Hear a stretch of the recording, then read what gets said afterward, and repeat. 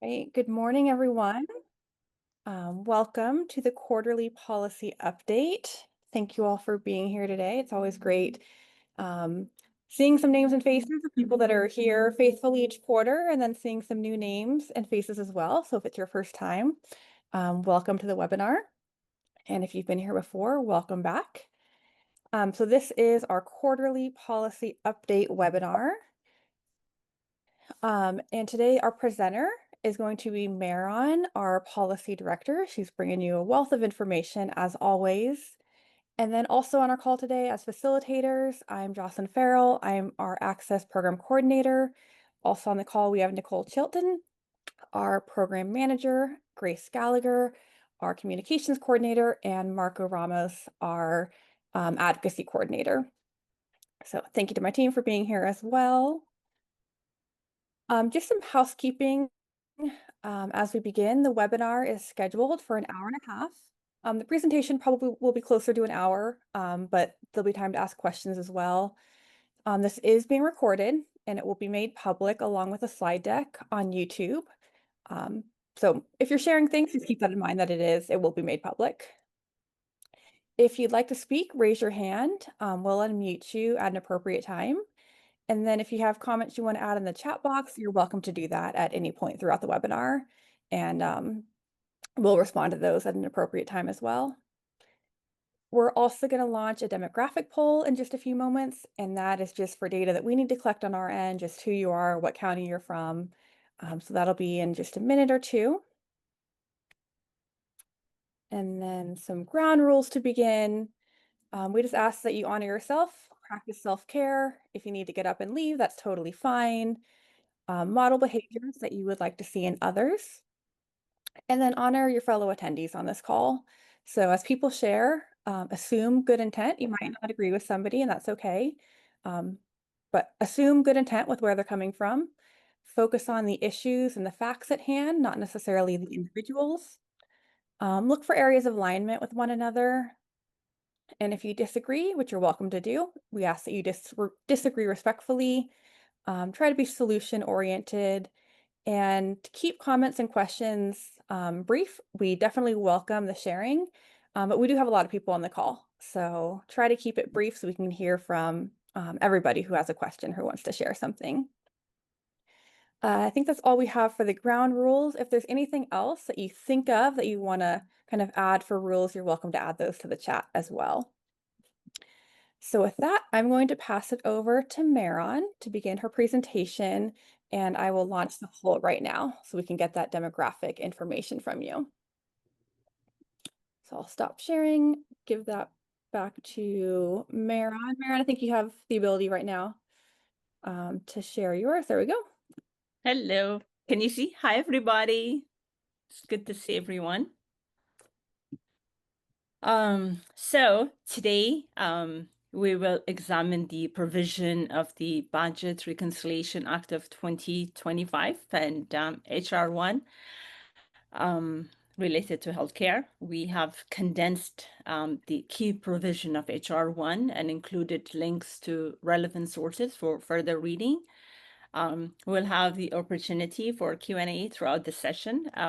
As you all know, this is a new law, and it's controversial, and we have a government shutdown as a result of it. And so let's look at some of this key provision. First, I'll just go over the overall of the medical programs. As you know, medical, we call it Medicaid, we call it here medical, is a joint federal and state program. It covers services including mental health, substance use disorder services, and pharmacy. Eligibility has been based on income and other categorical requirements, including disability status, projected to cover in California 14.8 million in 2025 and 2026. So in fiscal 2025 and 26, the state allocated 194.5 billion. 44.6 billion is from the general fund for medical to care for low-income families, children, pregnant women, seniors, persons with disabilities. So as you know, DSCS is a single state agency for substance abuse and the state mental health authority. It administers county-operated community mental health and substance use disorder programs, together known as behavioral health. So here is the Budget Reconciliation Act of 2025, and we're going to call it HR 1. So it was signed by President Trump on July 4, 2025. So according to the Congressional Budget Office, it reduces the federal Medicaid spending. Are you okay, Mary? Yeah, I'm fine. Okay. So it reduces the federal Medicare spending up to 911 billion over 10 years between 2025 and 2034, increases the budget deficit by 3.4 trillion over 10 years, according to the expert, due to tax breaks to the wealthy and corporations. Causes 10.3 million to lose Medicaid coverage by 2034, including 1.3 million dual-eligible individuals. So here is the estimated Medicaid cuts according to the CBO. So there's a total you see $911 billion. So 326 billion of that is as a result of the work requirement. We will discuss this later on. And then the other 585 is because of the other provisions. So here is the work requirement under HR 1. So work requirements were not a condition for Medicaid eligibility. States could implement that policy through a waiver. We will look at 2 states as case study to understand the impact of work requirement. We will look at Arkansas and Georgia shortly. But so what does it do? It mandates Medicaid members aged 19 to 64 covered through the Affordable Care Act Medicaid expansion to either work 80 hours a month, complete community service, participate in a work program, enroll at least part-time in an educational program, or any combination of this. The important thing to know about this is the Affordable Care Act, the Medicare expansion, expanded Medicaid coverage to nearly all adults with income up to 138% of the federal poverty level. The greatest thing about this is the enhanced federal matching rate is 90%, and the state only covers 10%, which is important to know why this program is important. So under the work requirement, states now must review and verify that Medicaid applicants have met work requirement for 1 to 3 months before enrollment. Additionally, state must ensure that current enrollees must meet the work requirement for at least 1 month during each 6 months eligibility review. The Secretary of State and Human Services is required to provide guidance by June 1st, 2026. And that's the only way states would know how to implement it. So HR 1 appropriates $200 million to the Center for Medicare and Medicaid Services. In addition, $200 million will be distributed to states in fiscal 2026, with $100 million allocated on each state's Medicaid population. It's based on the Medicaid population of each state. It's not a lot of money. You will see as we look at the case studies shortly. Excuse me. It exempted individuals, including individuals who would have a substance use disorder, disabling mental disorder, to some of the exemptions. The requirement is states must implement this program by December 31st, 2026. It permits the secretary to grant an extension until December 31st, 2028, if a good faith effort is demonstrated. In theory, DHCS has the option to seek an extension. However, this might be unlikely because CMS stated that the extension will be the exception, not the rule. In addition, there's a 6-month eligibility determination. So enrollees must file a paper every 6 months showing that they comply with this work requirement.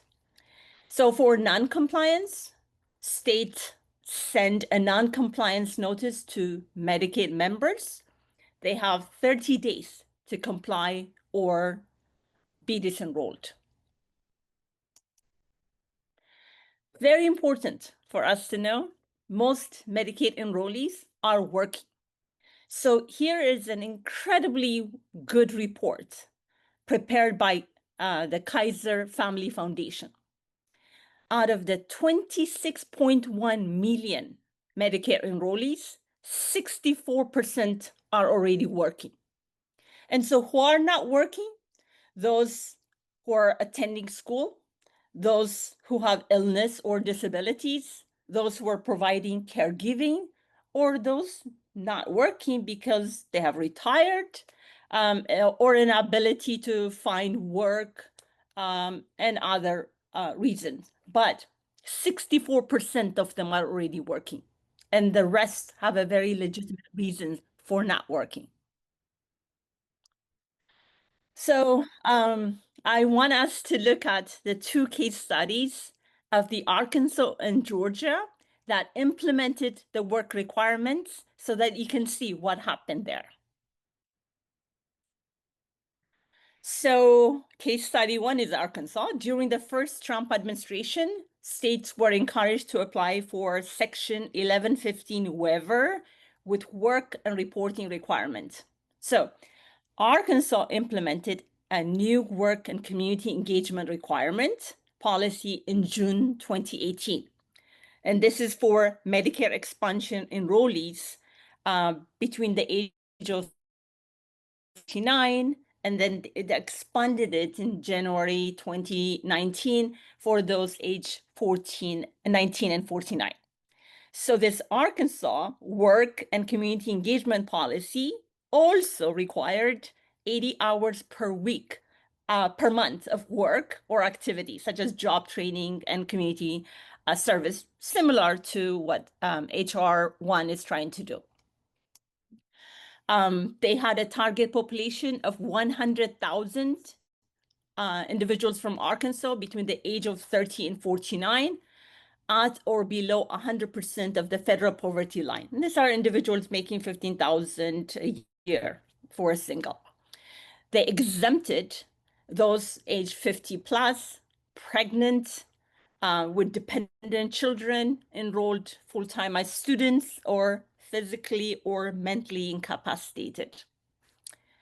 Here's what happened.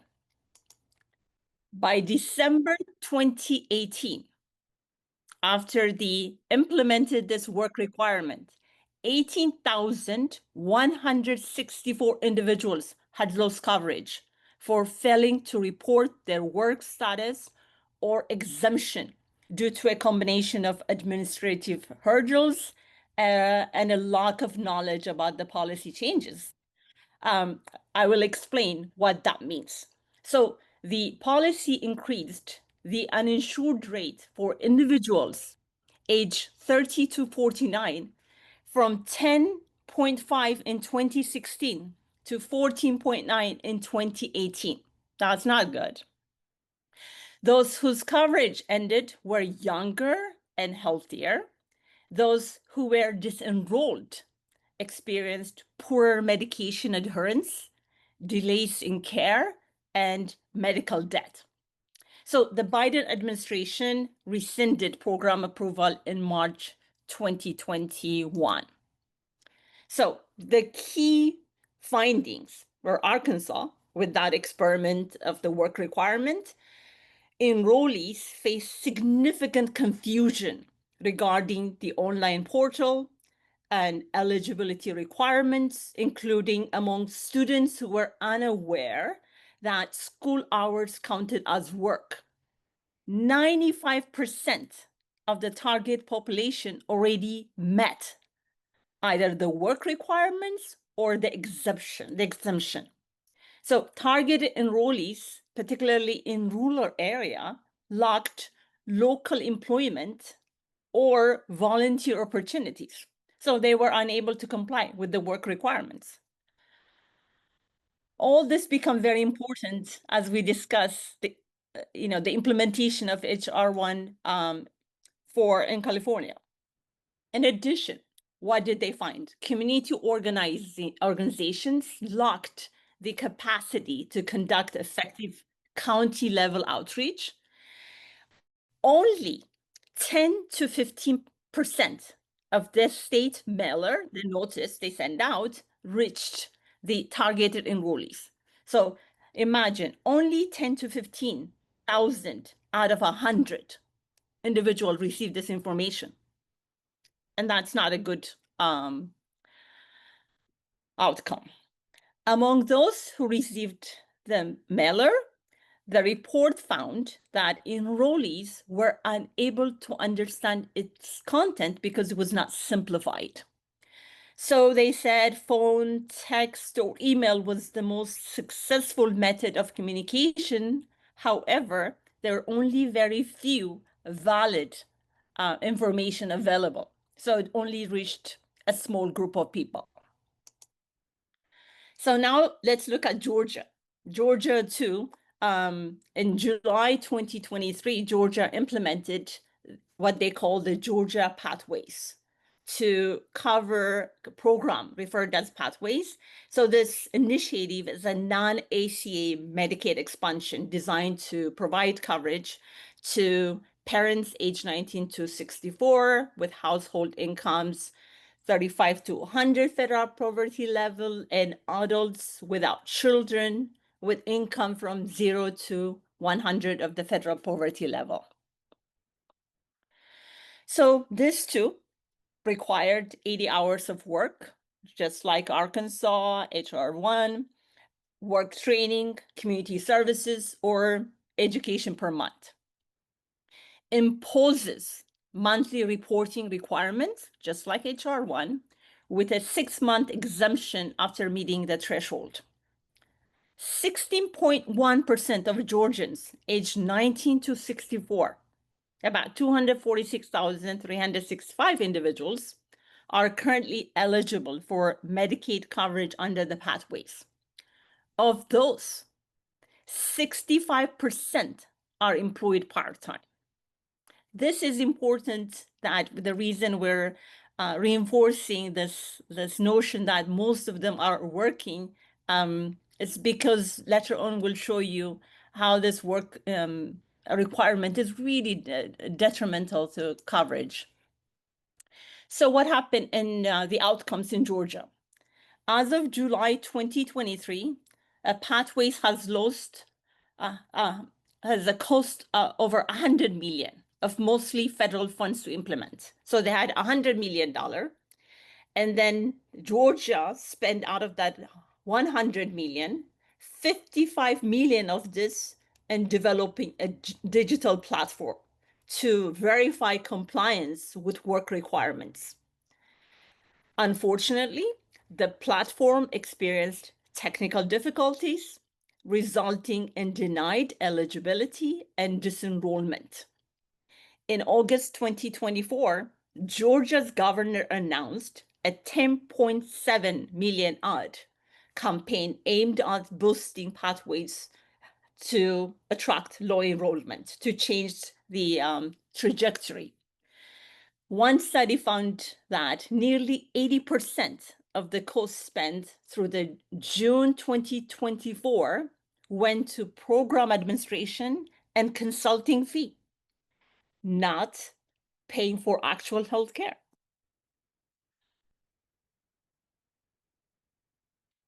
So as of August 31st, 2025, a full 2 years after Pathways was launched, just 9,175 participants are actively enrolled. The projection for Georgia was to have 25,000 in the first year and then 64,000 over 5 years. Unfortunately, many were deemed ineligible for failure to meet with requirements. So the existing pathways waiver expired for Georgia on September 30, 2025. So Georgia asked the federal government to extend this waiver. This becomes important. So the key finding in that first wave was the online application is challenging to navigate and understand. This is what they found out. The enrollment platform lacks a way for people to receive immediate support. They said state staffers don't respond to applicants in a timely manner. They said current enrollees must upload documents every month to verify their work hours, eligibility, and the website sometimes stops working. Fewer than 1 in 5 people who had their Pathways application processed were accepted. So Georgia made the following important recommendations. So in their January 2025 waiver application, they said they made the following recommendation to improve the pathways. So they say increase outreach and engagement to boost enrollment, exempt adults with family caregiving duties from work requirements, streamline the application and documentation process, allow yearly reporting of qualifying work hours to accommodate fluctuation in schedule rather than monthly, reduce the reporting burden on beneficiaries and the administrative burden. So, what is the lesson from these 2 case studies? What is that we are looking at HR1? The complex administrative requirement will require tremendous state investment to develop an online portal, hire unspecified number of staff to conduct outreach, provide technical support for reporting process. The policy of work requirement is unnecessary since 64% of Medicaid adults already work. We looked at that data per KFF. Those who are not working is due to illness, disability, caregiving, retirement, or inability to find a job.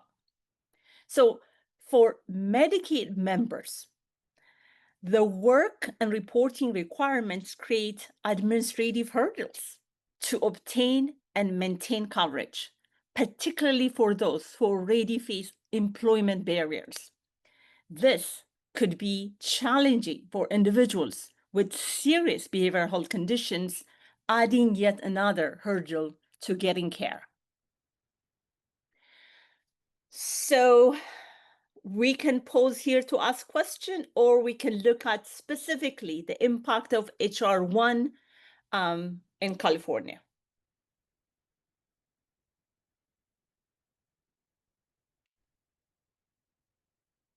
Okay. Hi, Mary. You're muted.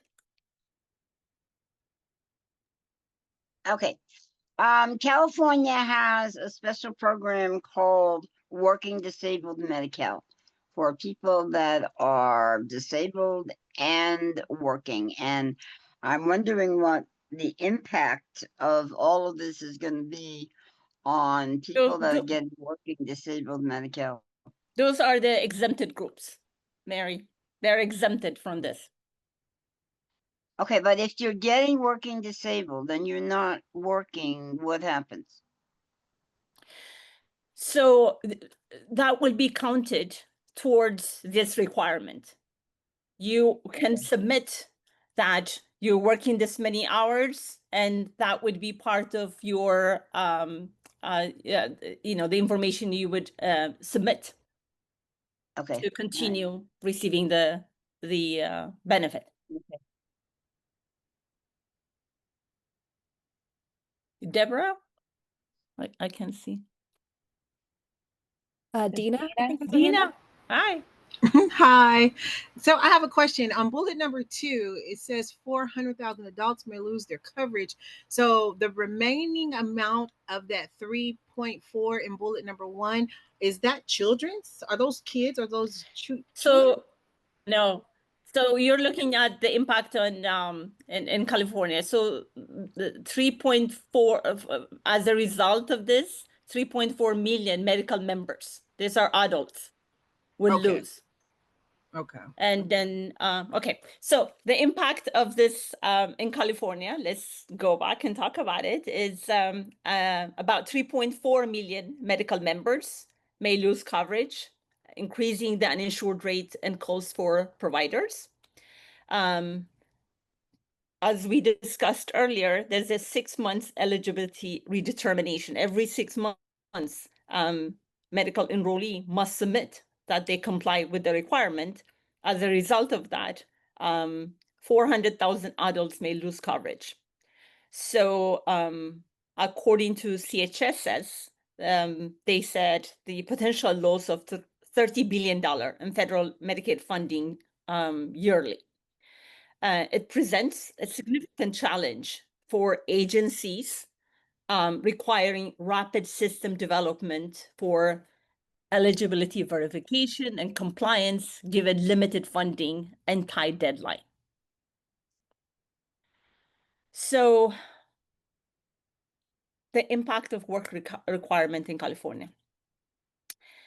Based on the assessment of the Arkansas, remember we went through the Arkansas case study, and using that case study, right, that the US Government and Accountability Office concluded that HR 1 would cost states, including California, between 10 million and 270 million to implement this policy.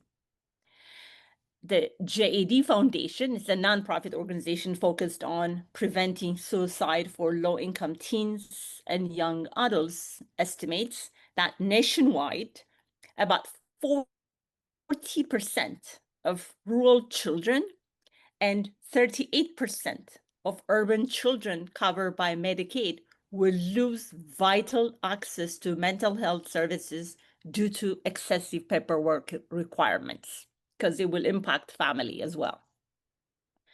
So in terms of the immigration, regarding Medicaid federal matching rate for ER, starting in fiscal 2027, it reduces to 50% of the Medicaid federal matching rate for emergency services provided to individuals with unsatisfactory immigration status, rather than the 90%.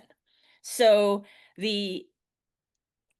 under the current law, the Emergency Medical Treatment and Labor Act, which was enacted by President Reagan, requires hospitals and healthcare facilities, particularly those that participate in Medicare or Medicaid program, to provide medical screening and stabilization treatment to anyone seeking emergency, regardless of their ability to pay.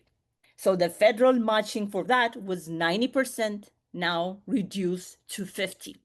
So per California County Coalitions, they said it will significantly impact public healthcare system operated by counties. They said this change is expected to result in additional loss of 88 million to 229 million for county public hospitals and healthcare system, and that's significant. So regarding for the Children Health Insurance Program, starting 2027, only allow federal payment to US citizens, lawful permanent residents, and Cuban Haitians, and from Compact Free Association. Unfortunately, it excludes refugees, non-citizen granted parole for at least 1 year, asylum or related relief, and Violence Against Women Act. The impact in California is 200,000 immigrant medical members shift from satisfactory to unsatisfactory immigration status, reduces the federal funding for their care to emergency and pregnant-related services only.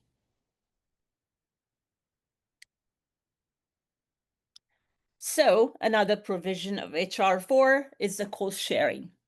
So starting in fiscal year 2029, it requires states to impose up to $35 per service cost sharing on expansion adults 100 to 138 federal poverty line. But there is a total family cost sharing capped at 5%. It exempts this cost sharing $35 per services. The following individuals are exempted: individuals with mental health or substance use disorder services, and services provided by federally qualified health centers. And the lists are there. You'll be able to read it when you get this PowerPoint presentation.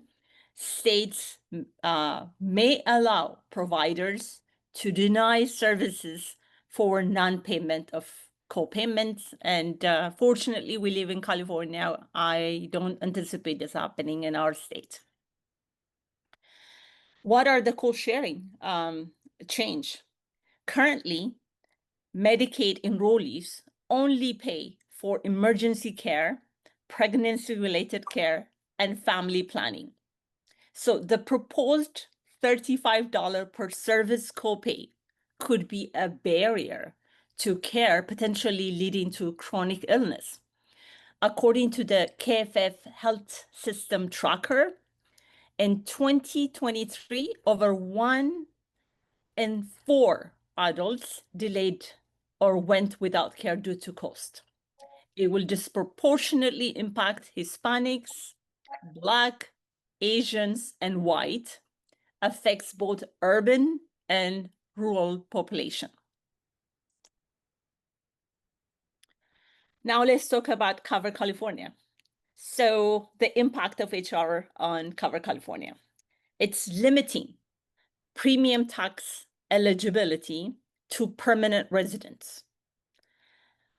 It imposes pre-enrollment verification and ending that automatic re-enrollment for immigrants, ending the premium tax credit for low-income, lawfully present immigrants.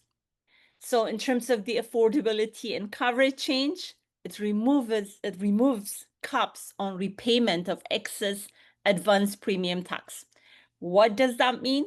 Individuals with income below 400% of the federal poverty level may be required to pay back only a portion of any excess advance payment of the premium credits. Under HR 1, the excess amount must be captured fully.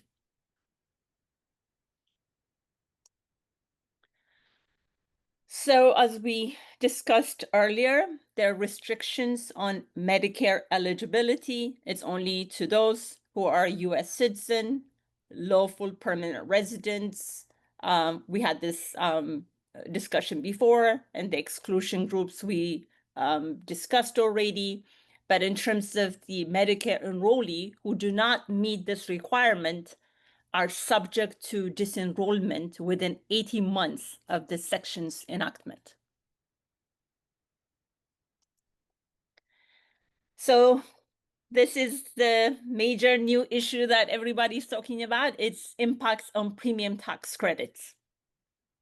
So it imposes, imposing pre-enrollment verification, right? Housing income, immigration status, eligibility for coverage, place of residence to qualify for premium tax credit via Cover California. And this is effective in 2028. And it denies advanced premium tax credit to consumer who lose medical due to work requirements. So the impacts on enhanced premium tax credit, right? Again, it removes caps on repayment of excess advanced premium tax credit, and it fails to extend the enhanced premium tax credit. And that is why the government is all shut down. This is a major conversation that's going on. So without congressional action, this enhanced tax credit will expire at the end of the year, significantly reducing the affordability of marketplace coverage. So let's look at the overview of enhanced premium tax credits. How does it work? So it's advanceable and refundable credit that reduces enrollees' out-of-pocket costs for the premiums they pay for health insurance obtained through the marketplace, right? So the lower one's income, the less one pays for their premium and the higher the subsidy. So tax credits lower monthly health insurance payments for ACA marketplace, we call it Cover California enrollees. So this enhanced tax credit was initially available for those earning 100 to 400 of the poverty line level. However, the American Rescue Act during the COVID relief increased tax credit amount and expanded eligibility to household earning over 400% of the federal poverty line.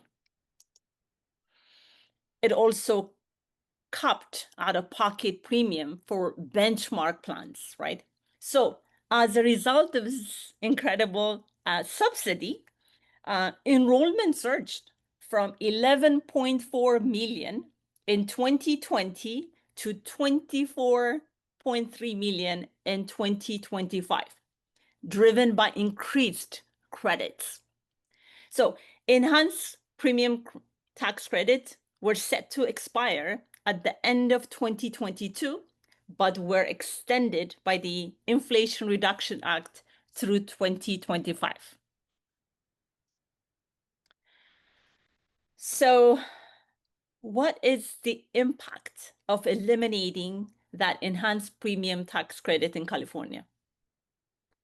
According to Cover California, this is directly taken from their webpage. 2 million California are enrolled through Cover California. If the enhanced premium tax credits are extended, the state's uninsured rate is expected to rise. And they said, on average, Cover California consumer will see a 95% increase. Like, for instance, 97 to 182 monthly increase in premium for those working, making less than $62,000, right? And that will impact, they said, about 1.5 million Californians. I mean, that's huge, right? They said 493,000 California between the age of 55 and 64 will lose large increases in monthly premium, which will rise from 186 to 365. That's not sustainable. And they said about 500,000 of self-employed California will see their monthly average premium increase by 131. So the fight that we're looking at the federal level, it's a fight worth engaging in, because this would be tremendous for so many individuals. Here is the overall the impact of eliminating this enhanced premium tax credits as prepared by Cover California. they said the annual value that we're going to lose is about $2.1 billion. So in 2025, they said California are estimated to receive as much as 11 billion in premium tax credit. And out of that, the enhanced premium tax credit is about $2 billion. And they said that translates almost 101 per month in additional premium savings for marketplace enrollees. And this is something that California, we cannot afford to lose. And hopefully the Congress come to agreement to keep the enhanced premium tax credits. Overall, the impact of eliminating also healthier individuals, right? If your premium goes high, healthier individuals are likely to drop coverage, resulting in a sicker risk pool, reducing insurers' incentive to offer coverage, right? That would increase gross premium rates, expected for ACA market plans. This is unacceptable since, per the New England Journal of Medicine, it's a very prominent journal, coverage expansions significantly increase patients' access to care and use of preventive care, primary care, and chronic illness treatment, medications, and surgery.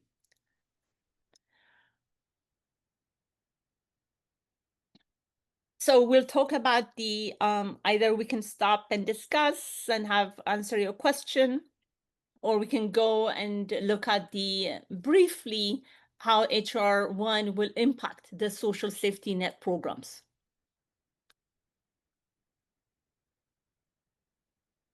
Okay.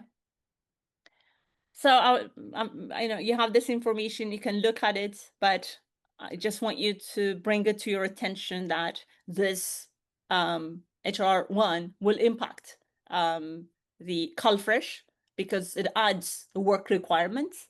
And that means an estimated 303,000 individuals at risk of losing eligibility. And that, means a loss of 499.1 million federal funding annually to California. Also, there is a change to CalFresh regarding non-citizen who once were eligible for CalFresh. Now, only a certain lawfully present non-citizens, such as asylee, refugees, all this would not be able to benefit, right, from CalFresh to be eligible. They said because of the new change, it's only allowed permanently, lawfully permanent residents. The estimated about 73,900 non-citizen would lose, and that means 133 million federal funding yearly loss for California. So in terms of the what they call it, the National Education Obesity Prevalent Grant Program. This is a CalFresh Healthy Living in America, right? So it's federally funded for CalFresh Healthy Living program will sunset at the end of 2025. And we are going to lose because this is going to be sunset means it will not be extended. California will lose up to 178 million annually for this program. Maron, we have a question Sure. with Thomas. Oh, can you hear me? I can hear you, Thomas. Okay, good. It's just a quick question. You might have already brought this up. The HR 1, does that have to do with that big, beautiful bill that That's Trump it. signed? That's what it is. That's it? Okay. I just want to make sure I'm on the same page anyway. You got it. Okay, thank you. You're welcome. So this is huge, the administrative cost sharing. It's really, really important. Before the California and the federal government used to share 50-50 of the administrative cost, right? So under that, the state would assume the administrative cost 70% and the county would 30%. So now that has changed. So the federal government will only pay 25% of the administrative cost, and we're stuck with 75%. So the number they crunched, according to CDSS, they said this would be 685.2 million additional cost to California. And this will impact 472 million general fund, and then the county 211 million. So what are all this, the county, right? Impacts on the counties. It will increase workload due to extensive and frequent work requirements for CalFresh. Impact per the coalition. This is the coalition wrote a letter, and they're trying to and present it to the governor, right? So they said CalFresh funding will also then compete for resources currently supporting other social services, health, and behavioral health programs. Reduction of CalFresh administration costs from 50-25 is not really helpful to the county. And they said the impact would be an increase of 200 million for counties in California. That's tremendous. So this is a long quotation from the counties, but it's worth reading. They said, simply put, counties do not have the ability to manage the increased workload, cost shifts, reduced funding, and new pressure on other county programs that will occur because of HR 1. The financial strain on counties will impact the people served by counties in our hospitals, clinics, behavioral health system, public health department, and social services safety net. Without additional resources, counties will be forced to drastically cut and eliminate programs and services, not just within health and human services, but across the full spectrum of county government, including public safety, parks, and homelessness. End of quotation. So the key data to remember: the Secretary of Health and Human Services is required to provide guidance by June 1st, 2026. Outreach: Medicaid agency must conduct outreach between June 30 and August 31st, 2026 via email, text message, or other commonly available electronic means to reach the enrollees. Work requirements implementation date is December 31st, 2026. Pre-enrollment verification via Cover California begins in 2028. So we have advocacy opportunities. Each and every one of you is very much needed. So the Secretary of Health and Human Services will release interim rules by June 1st, 2026 to implement provision of HR 1. We need to monitor the guidance that DHCS issues to understand its impacts and advocate effectively. As leaders of your communities, advocacy will be necessary at the state and county level to ensure that medical enrollees aged 19 to 64 enrolled in Medicaid under the ACA Medicare expansion understand the new work requirements to keep access to essential health services. One of the 10 essential services is mental health. The state has plans to individuals with behavioral health condition comply with these requirements. HR 1 will have a significant impact on behavioral health funding structures. We have to engage all levels of state and federal government to advocate for funding for behavioral health services and including peer support services. Finally, we wanted to inform you that Cal Voices is organizing a gubernatorial candidates forum in February 2026. The forum will provide an opportunity to ask candidates about their plans to mitigate the potential impact of HR 1 on healthcare in California, as well as to the issue of expanding peer support services across the continuum of care. We want to hear how you or your organization plans to get involved in this advocacy effort. We can advocate for healthcare needs for our communities in light of HR 1. And I would love to hear from you, if you're excited about our plan for the gubernatorial candidates forum, and if so, how would you like to get involved? Because we really want your participation. We've heard all the impact of HR 1, but now if we organize and start engaging potentially the next governor of California, this is where we can become super effective.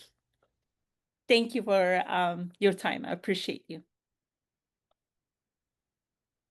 Thank you so much, Maron. You're very welcome.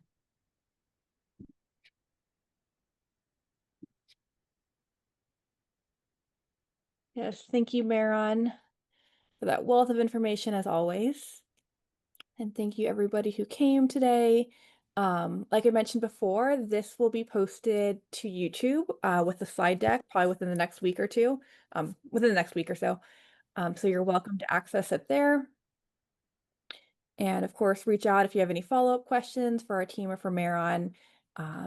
We'd always, as always, we want to continue this conversation with you. So reach out with anything. The only thing I wanted to add, I apologize, is that in terms of this gubernatorial candidate forum, if you don't have anything to add to it, as the details are available, we'll share it with you. We really want you to be a part of that, because this would give us an opportunity to engage the candidates and explain to them the priority that we care about, so that we can get the feedback from the candidates, so we can change some of these issues that we anticipate might happen. And thank you, Maron. And Dina, I believe you had a question too. Maybe not. I saw the hand up earlier, so maybe it was just left up on the screen. So there's a lot of information in the PowerPoint. If you have any questions, explanation, clarification, let us know. Please know that this is a brand new law. We all are learning it together. And so, your advocacy becomes paramount, that's for sure, to help those, enrollees, Medicare enrollees who are going to be impacted by this, to teach them what happens. This is how we're going to, you need to know, so that they will not.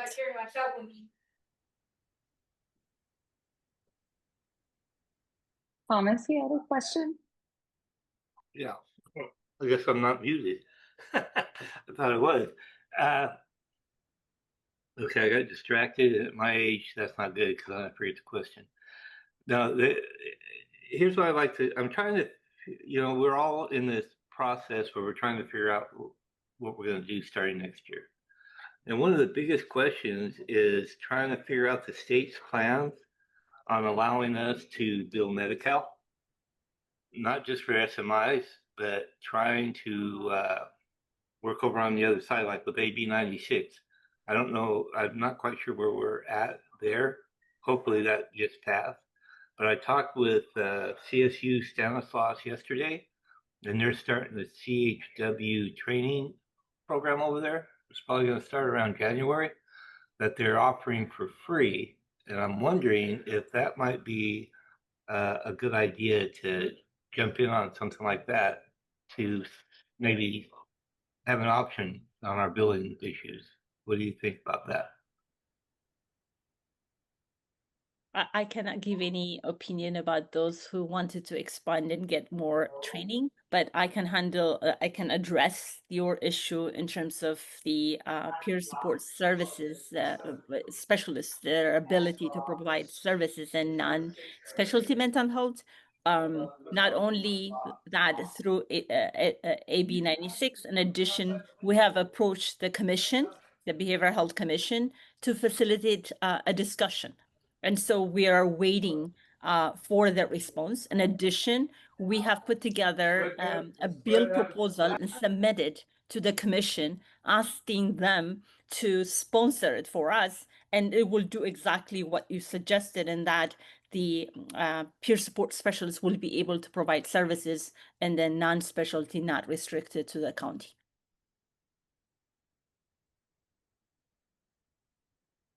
Thank you very much.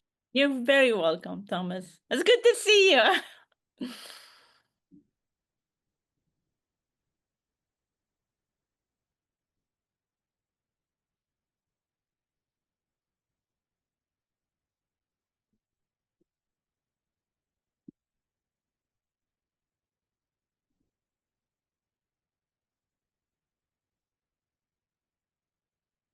I guess I have a question. So for I'm thinking back to the enhanced premium tax credits for would that be Medicaid or Medicare payments? The Or- enhance that's for enhanced premium credit. It's for the Cover California. Cover California. So for when we have the populations we serve, how would that like extra cost like manifest? Because is it the tax credit as in like it's like part of their taxes over the course at the when they have to pay it at the end of the year, or is it It's per supposed to payment? be, yes. So the federal government, based on income of individuals, right, would provide tax subsidies, right? And so it's depending on your income. There's so for California, state of California, it said for those who make $65,000 up to between $97 to $185 premium would go up. And so so that's the impact. That's the month-to-month impact, correct? Absolutely. But well, as a result of that withdrawal of that tax subsidy. Yes. Yes. All right. Thank you for that clarification. You're welcome.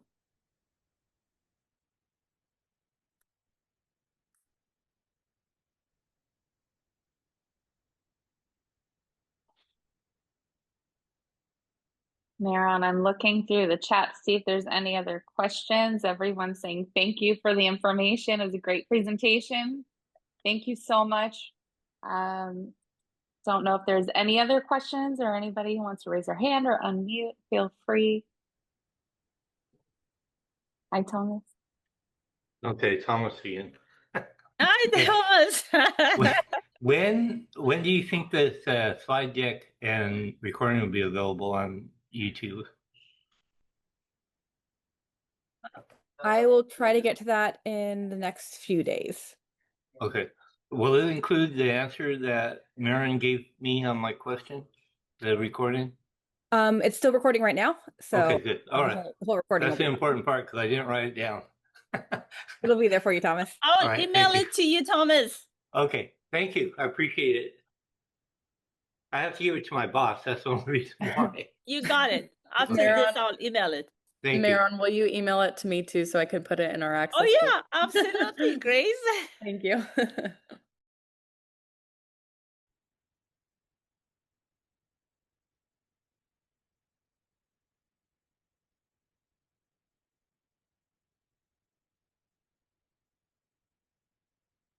Yes, thank you all for being here today. Great seeing everyone as always. And you guys know where to find us with follow-up questions. You're always welcome to email our access email. Thank you so much. Bye-bye. Goodbye, everybody. Thank y'all. One love.